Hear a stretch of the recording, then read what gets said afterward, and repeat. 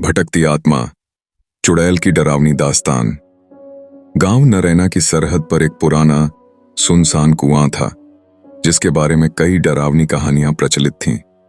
बुजुर्गों का कहना था कि वहां एक चुड़ैल का साया है। कोई भी उस कुएं के पास जाने की हिम्मत नहीं करता था, खासकर रात के समय। लेकिन युवा अक्सर इन कहानियों को मजाक समझते थे।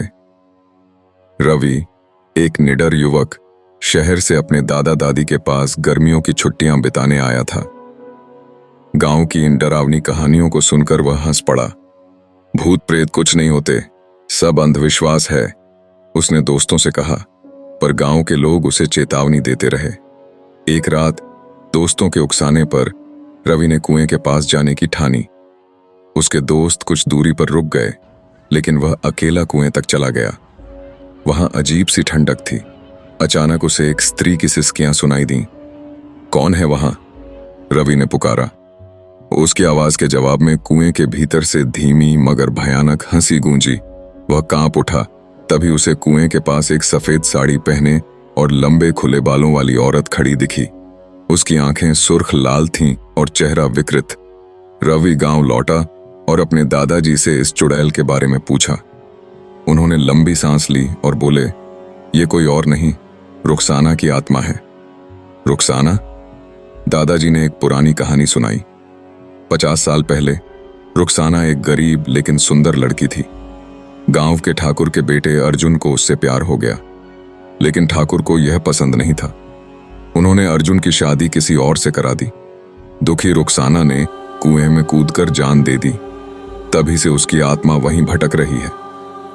गांव वालों का मानना था कि रुखसाना की आत्मा अब हर पूर्णिमा को बाहर आती है और जो भी कुएं के पास जाता है उसे अपने साथ खींच ले जाती है। भयानक सच। रवि इस कहानी को मानने को तैयार नहीं था। वह फिर से कुएं के पास गया, इस बार कैमरा लेकर। उसने कैमरे से तस्वीरें खींची, लेकिन जब वह गांव लौटा और तस्वीरें देखीं तो उसके रोंगटे खड़े हो गए। हर तस्वीर में एक धुंधला डरावना चेहरा दिख रहा था। रात होते ही उसे अजीब अजीब सपने आने लगे।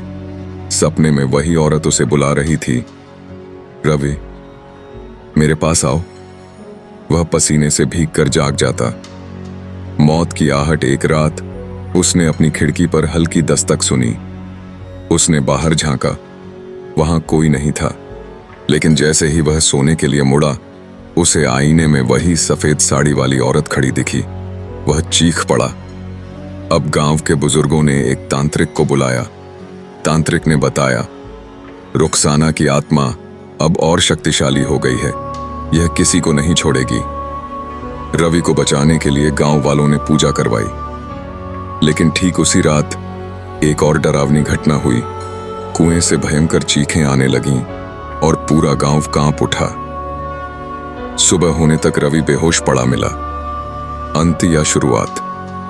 गांव वालों ने मिलकर उस कुएं को हमेशा के लिए बंद कर दिया। रवि जैसे तैसे बच तो गया, लेकिन वह हमेशा के लिए बदल चुका था। उसने गांव छोड़ दिया, पर अब भी कभी कभी उसे अपनी नींद में वही आवाज सुनाई देती, रवि मेरे पास आओ। कहते हैं चुड़ैल मरी नहीं, बस इंतजार कर रही है। अगली पूर्णिमा तक